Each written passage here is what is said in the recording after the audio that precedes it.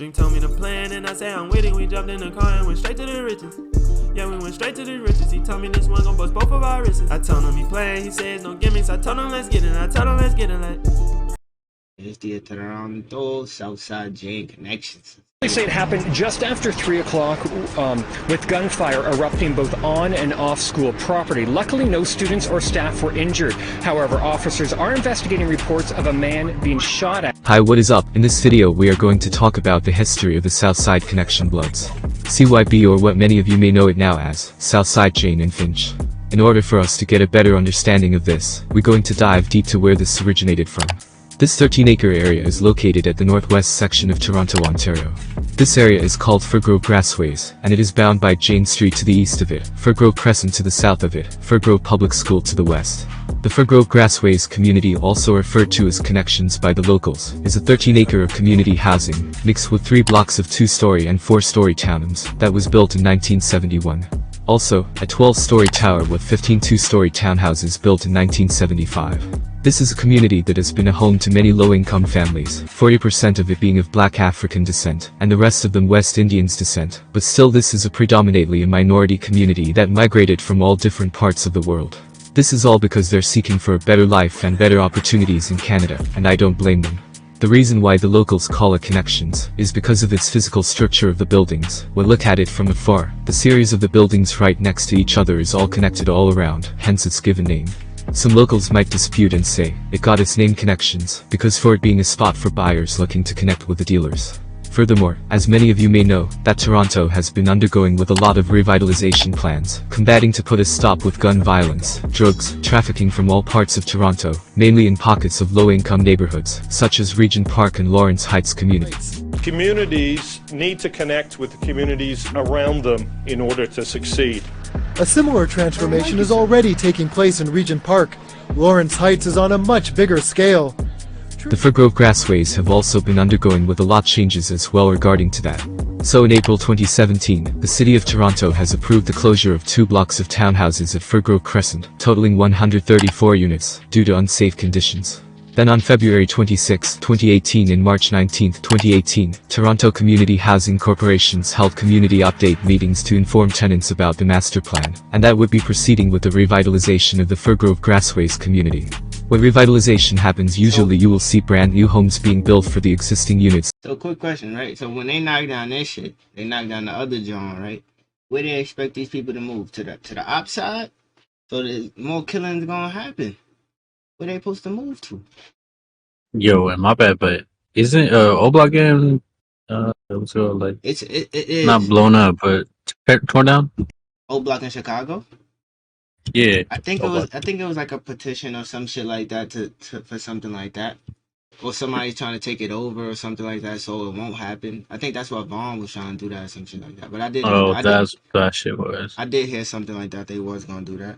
But when you do shit like that, right? Let's say, okay, let's put in an O-Block for example, right? They knocked down 64th. Now niggas gotta go to 63rd. Now what? Now these niggas is in the same building as these niggas. What's gonna happen now? You know what I mean? Now you got the GDs and the BDs in the same fucking apartment building like this. You know what I mean? Well, fuck niggas gonna kill each other, gang. Shit is crazy. That are standing today, along with new streets, open spaces and amenities. All of this because the TCHC deemed this move to be cost-effective solution. Last time I'm gonna stop. Niggas is using this as the Call of Duty Warzone shit, feel me? Niggas is on this side and that side, shooting at each other. Bang, bang, bang. They're just camping in buildings, just pre-fire shit. Feel me? This is a Call of Duty map right here. Fuck y'all ain't talking about. Open spaces and amenities. All of this because the TCHC deemed this move to be cost-effective solution to the dilapidated and deteriorating building in this area, rather than putting money into fixing it up to par. Now that we got a quick backstory of the area, we can now talk about how the area got its name. This area is notoriously known for being a local blood set, aka Southside Connection Bloods, but this wasn't the only area that was blood as well long ago. The Jane Finch community in general has been one of the largest concentrations of criminal gangs of any area in Canada. Gang activity among youths within the area has reached an all-time high. At one point during the early 1990s, the local gangs in Jane and Finch were united under blood sets, with gangs such as the Trife Kids, No Love Vice Lords, Looney Tunes and the Jane Finch Killers, being some of the earliest blood sets to develop in the neighborhood.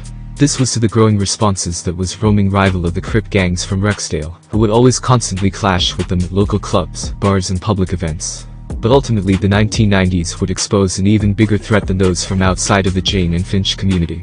The growing animosity between the youths from up top Jane and Finch area and the down bottom began to manifest itself and grow even bigger. But after a few violent conflicts amongst OG members from different factions, along with new alliances being forged with roaming gang members from Rexdale, that unity was stopped by the mid to late 1990s. By the mid to late 1990s, the beef became an all-out war between residences from Driftwood Court and the Firgrove-Grassways with adjective neighborhoods, choosing their allegiances accordingly. The Driftwood Crips were the first gang in Jane and Finch to claim the up-top Crip set. Members have traditionally been rivals of the Southside Connection Bloods from this ongoing feud. Now youths who live north of the Blood Switches. I ain't gonna lie, that is very easy to understand. Feel me? That is so easy to understand.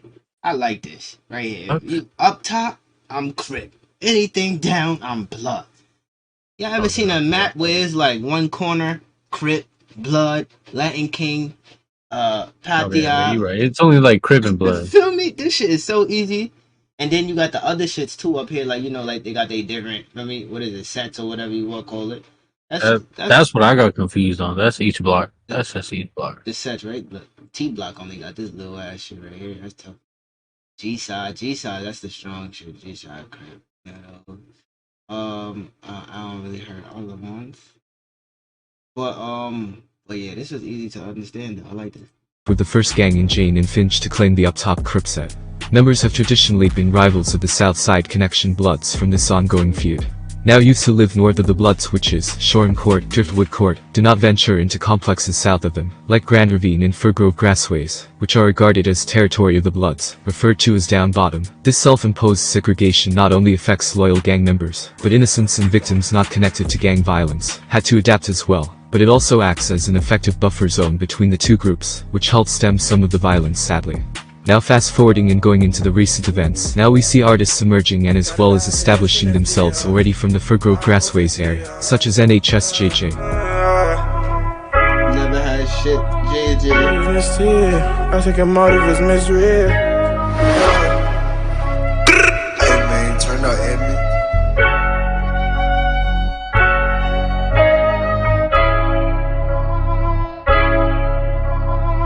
She nifty, Know why you do that got a shit. bad bitch, she nifty, Glock on 50, I bring the smoke like it's nifty. I take him out of his misery. NHS Lil BK. Tryna call me a reef and shit. Show That's fuck the on real data Buddha shit. right Got some there. shooters on your block. Man, stop, they ready to take your shit. On the block, yeah, we chasing it. Young and trap was made for this. That nigga steady talk. Fuck the ops, we don't do no basic Little shit. BK is the LB Van. What happened to his sound? Yeah, he got copyrighted. That label shit just took the music out. I rap.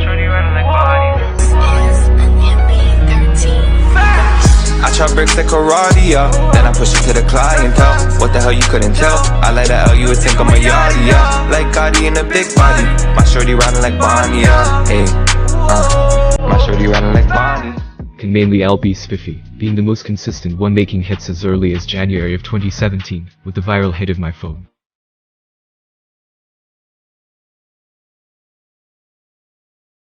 Label got him too. Label said, let me get that. I ain't gonna be making money off my shit. Niggas can't. This song was definitely loved by a lot in the city, Niggas which can't gave play their 6 attention to seconds of those the underground song. artists and music with catchy hooks and verses to enjoy. It even got better when LB Spiffy grabbed the attention of the most popular rapper in the world, and fellow Canadian rapper, Drake, to even enjoy the track.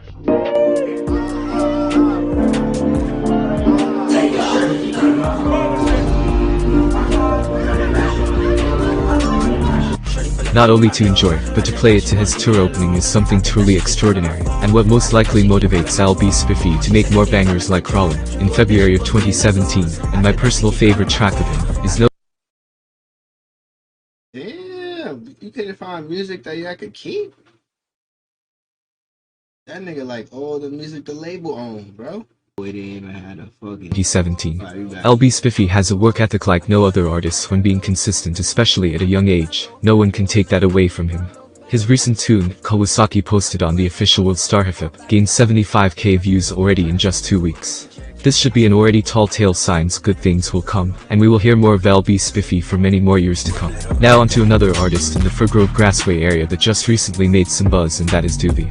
Duvy has been on the recent to come up even though he was in the rap game for a couple of years prior, but dropping the 13-track EP called Jane Babies on December 27, 2019. It showed how versatile Duvy was at his rapping and hook game. Also, releasing the music videos called Nightmares, that you can hear the catchy hooks alongside spitting memorable bars. You know them friends do. You gotta watch out for your friends too.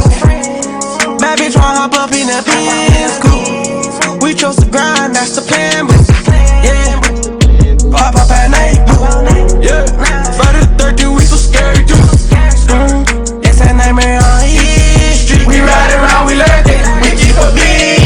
Another music video in 2 Sides of Me. This itself easily propelled Duvy's career even further, and getting more recognition, after racking up 1 million views altogether just dropping a few months apart, still scorching hot from his EP.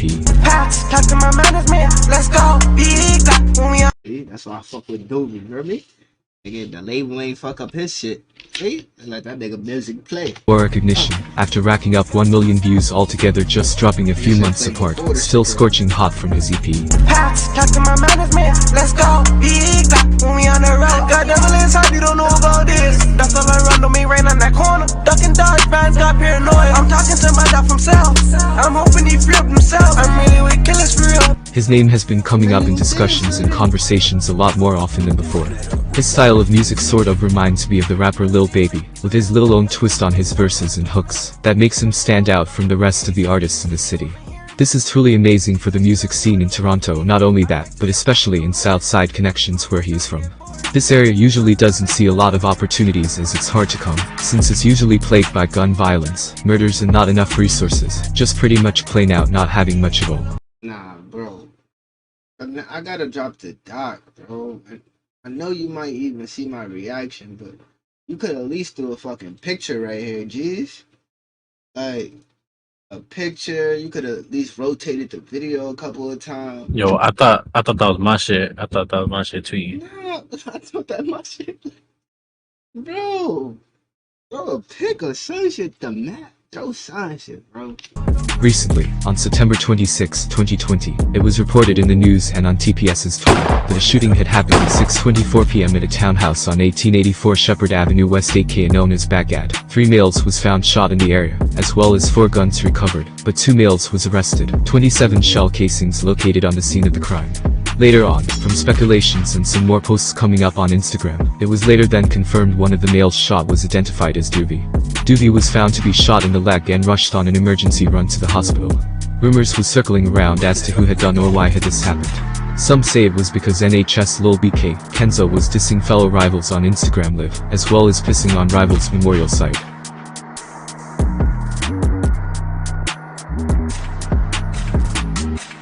That kind of makes sense. While others say it's either the GGGs aka the Go Jetum gang, due to the social media antics or taunts of being shot in the leg, or the up top Jane and Finch Crips being their rivals of course. Listen, I was 18 when I bought a gun, 22 when I shot your son, and these bitches think I'm James Bond. Like, he can't go to jail for that? That nigga said I was 22 when I shot your son. Like, that's not... Alright, I'm gonna play it. Listen, I was 18 when I bought a gun, 22 when I shot your son, and these bitches think I'm James Bond. When Flipper beats his case, you know he's They had Pedro out there when they called bro when nigga came out the fucking van. The Sprinter van, nigga was like, Pedro activated, gang. Pedro activated. Think I'm James Bond. When Flipper beats his case, you know he's on. You should call me Barry, where I pay for all these bonds. I got 21 questions. I do. When you got shot, did you learn your fucking lesson? Did you? You was in rehab bench pressing. Jackson, I thought you savage. What happened? I got 21 questions. Let's see us. I got 21. He's a bitch. I got 21 questions. I got 21. I got 21 questions. Yeah, top 5 music is so ass to me, man. She gotta like us. I got 21. He's up. But in the turn of events, Duvy managed to put out his song Nightmares, despite being shot in the leg and hospitalized. It was quite a calculated move on Duvy, to capitalize on the buzz his name was getting, after social media found out it was him, so he took it and ran with it. Now after getting that much attention and being posted on social media all around, now everyone in the city took notice of him, even his rivals, and with that he continues to drop songs consistently on Spotify and Apple Music, while racking up views daily and song plays monthly. Hopefully Duvy stays out of trouble and makes it out of the city, especially knowing there is hate from the other side. I hope you enjoyed the video I made, and make sure you subscribe. See you in another video. They say it happened. Yeah, dog. You put more little pictures and some shit while you talking, my boy. You put some music that niggas you could put in the video. YouTube tells you if you could put it in there. What else we got, Gengi? Fake niggas, we don't do those. Fake niggas, we don't do those. Heart cold, heart cold.